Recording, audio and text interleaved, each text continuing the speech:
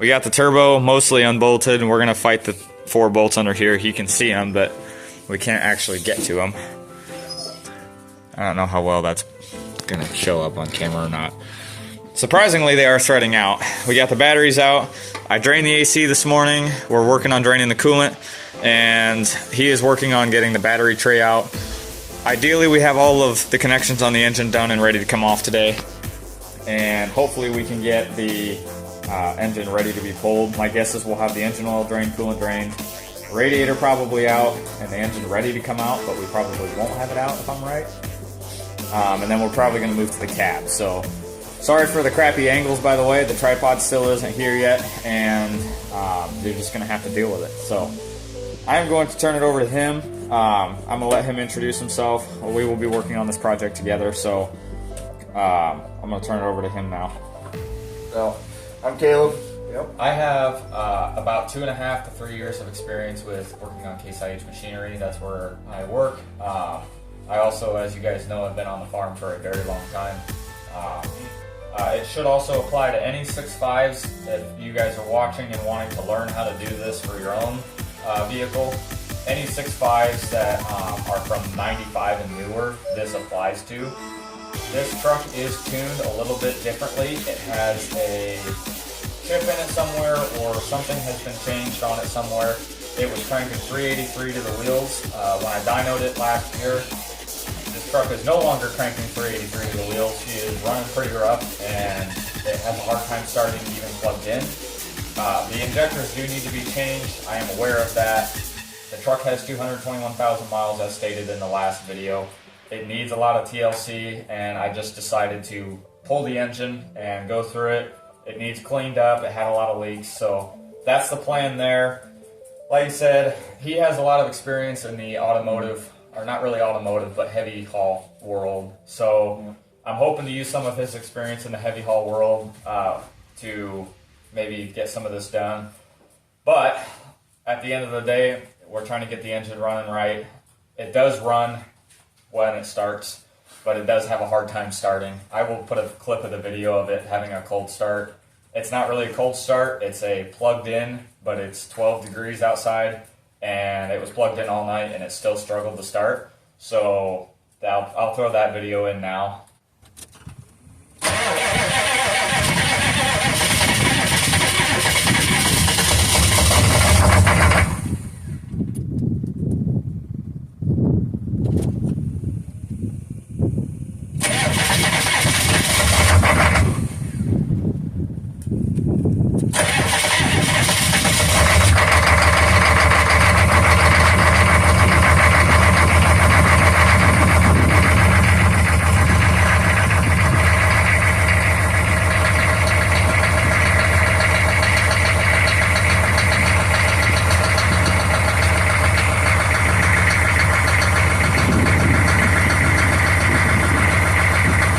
show more of us doing the work in slow or real time if you want us to do that. I'll probably do that when I have the POV chest mounted camera as well. We're also going to be putting a time-lapse camera above the engine, and we'll also have a tripod. So we're going to try and catch as many angles as possible. There's no guarantee of anything, but if you want to see more of us doing the work, let me know down in the comments below, and we will try to incorporate that in the video versus just doing time lapses. He also is going to explain some of the experience with his heavy haul world that he had, so I'll let him have the floor here.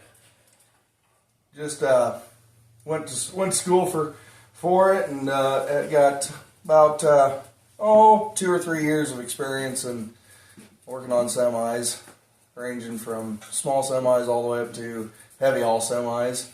Working on Cummins, Cats, Detroits, mainly in either Peterbilts or Kenworths.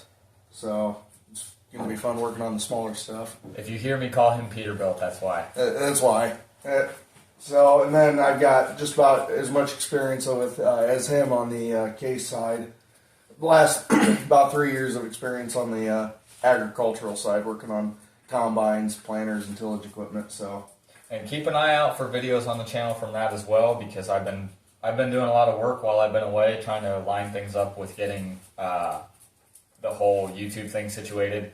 And I am finally starting to make headway on being able to film service calls and post them, and I'm also able to start filming some of the things that maybe Case was not letting us film before.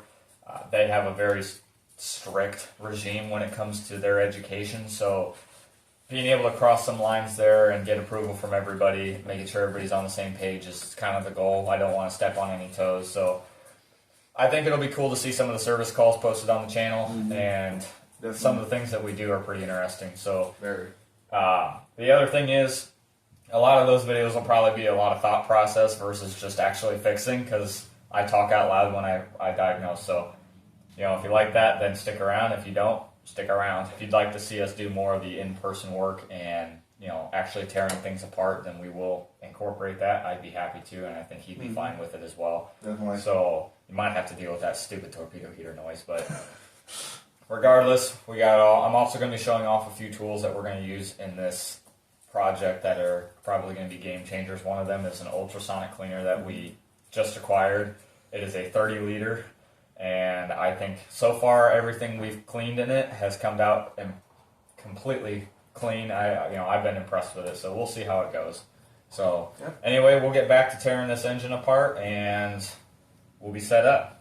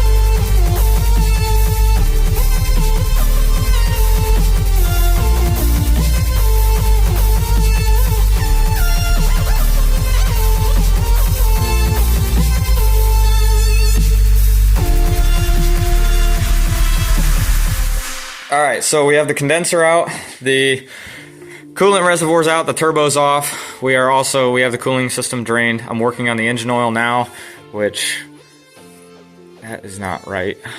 We're gonna drain the hydraulic pump and get it ready to come out. I'm gonna leave the serpentine system on while we're pulling it.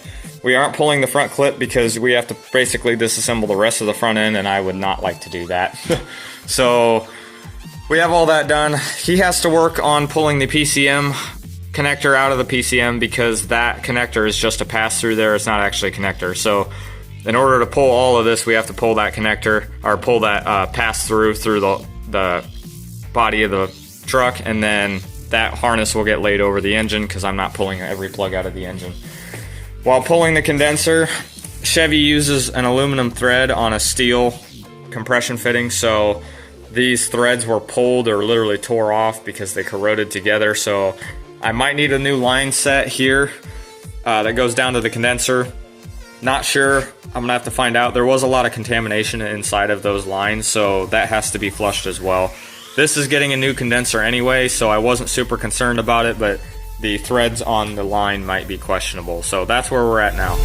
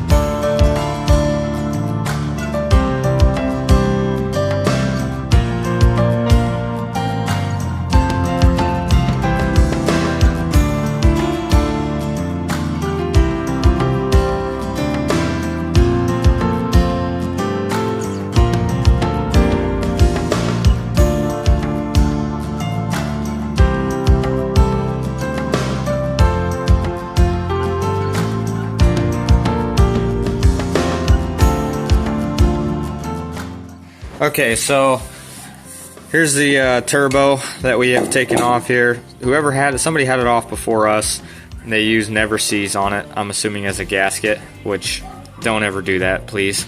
There was no gasket on this return, and the turbo, I believe, was leaking down here, but it was also sucking oil in from the engine because of Detroit's brilliant idea for a catch can.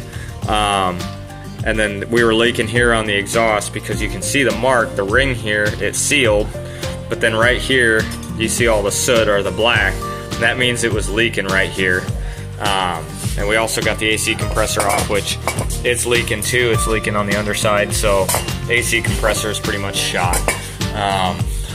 Right now Caleb is working on pulling the PCM controllers, or controller plug, and he's gonna pull this pass-through back into the engine. Right now I am going to take you guys with me. We are going down to drain the oil and the hydraulic pump fluid because that needs to be done before we pull the engine, just to avoid messes and stuff like that. This is a diesel. If that oil gets everywhere, it's gonna be just pitch black. So I would rather not coat his garage in just nothing but pitch black. We got the serpentine system apart. The belt was pretty worn out. I need a new idler if you hear this. So it needs a new idler. There's no play in it, but the bearing's starting to go, so it needs to just be done. This water pump here, it spins freely, but the shaft has a little bit of up and down play. It's not leaking at the moment, but we are gonna change it anyway, just because it is kind of a pain to get to it with everything installed, including the fan. Fan's off, we might as well do it. The hydraulic pump it has a little bit of up and down and in and out play. It's not leaking yet. It wasn't really making noise I'm gonna see how expensive it is. We may just wind up sticking a hydraulic pump on it. The harmonic balancer on this engine, which if you guys are not very familiar with the 6.5s, this right here, rubber on the harmonic balancer and the crank pulley. So this is the crank pulley for the serpentine drive, and behind it is our harmonic balancer. These harmonic balancers were notorious for failing on these old Detroits, and when they fail, they tend to snap the end of the crankshaft off. So we are just going to replace it out of precaution. I don't believe that it is original to the truck. Somebody has put on the performance one, but we are going to change it just because for peace of mind, I don't want to snap off a crankshaft. So if the engine is savable. So like I said, we're going to change that and all that when the engine's out of here. For now, we've almost got all the connections off of this thing. We are ready to take it off. For the most part, we got a few little things here and there, but I'm going to take you guys down. We're going to change the oil real quick. Under the truck now, if the camera would focus, we're gonna pull the drain plug here. Well, make it so that it falls in the catch pan.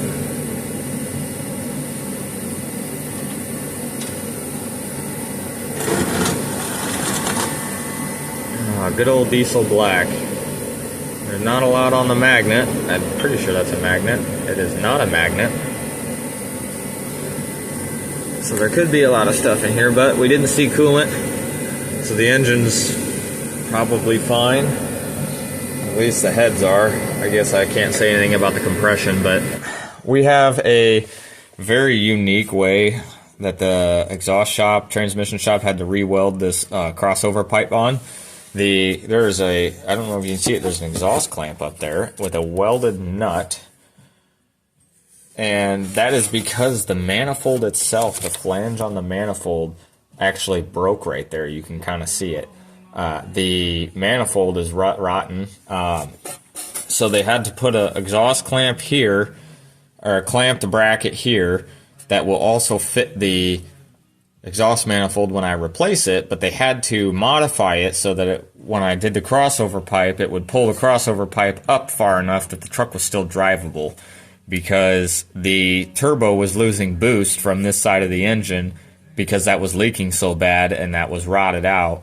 So they had to weld that crossover pipe bracket up so that I could at least get it here.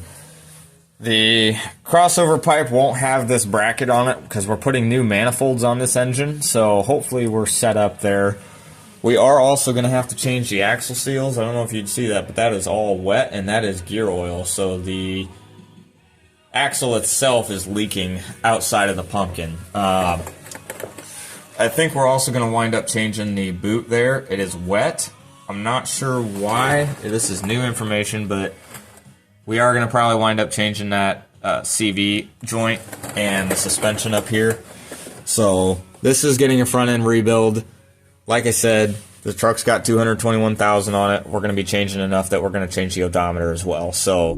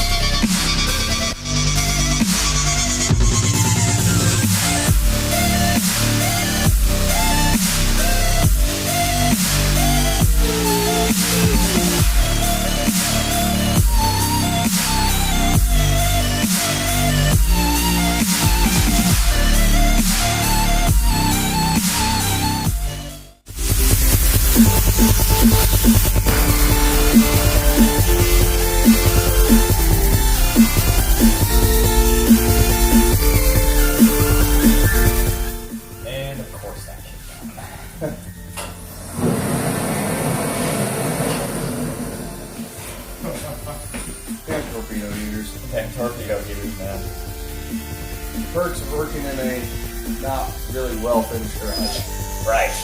Torpedo heaters.